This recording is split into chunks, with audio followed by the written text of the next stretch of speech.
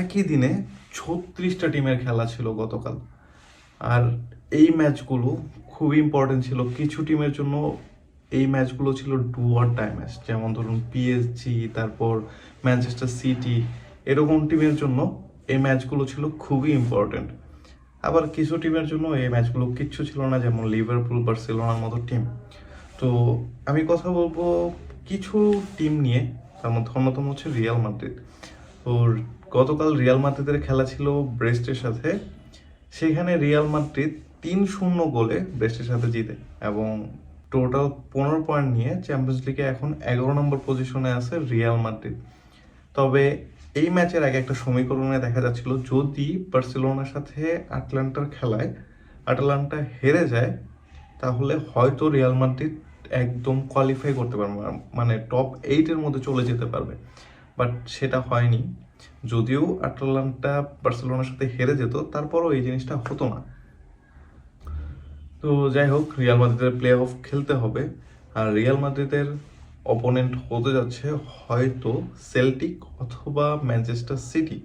আর Manchester সিটির opponent হতে যাচ্ছে হয়তো রিয়াল মাদ্রিদ অথবা বায়ার্ন মিউনিক। মানে ম্যানচেস্টার সিটির জন্য দুইটা টিমই হার্ড, বাট রিয়াল মাদ্রিদের জন্য মানে যদি সেল্টিক পরে একটু ইজি হবে, ম্যানচেস্টার সিটি বললে একটু কঠিন হবে। বাট রিয়াল মাদ্রিদের জন্য একটা প্লাস পয়েন্ট আছে, সেটা হচ্ছে রিয়াল মাদ্রিদের সেকেন্ড লেগটা হবে বার্নাবুতে।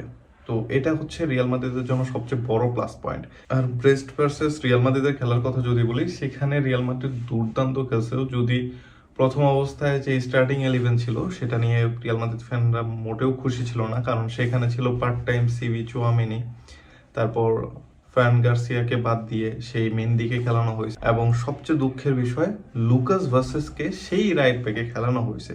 আর এটা যেহেতু একটা ইম্পর্টেন্ট ম্যাচ ছিল, তো সবার একটু মন খারাপই হয়েছে।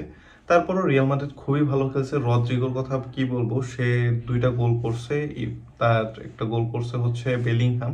ম্যান অফ দ্য ম্যাচ হয়েছে জুড বেলিংহাম। তবে একটা প্লেয়ারের কথা না বললেই না, সেটা হচ্ছে রিয়াল মাদ্রিদের ম্যাজিশিয়ান লুকা মডরিচ। গতকাল ব্রেস্টের মাঠে সেই স্ট্যান্ডিং অভিয়েশন পেয়েছে।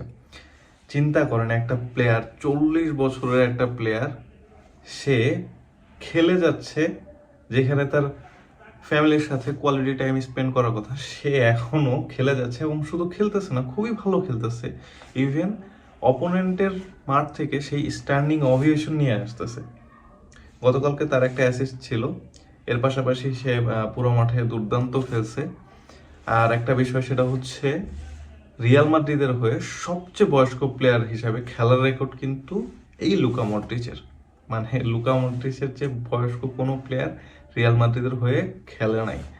আর লুকা মডরিচ এই সিজনটা খেলবে, এখন পরবর্তী সিজন থাকবে কিনা এটা আসলে দেখা যাক।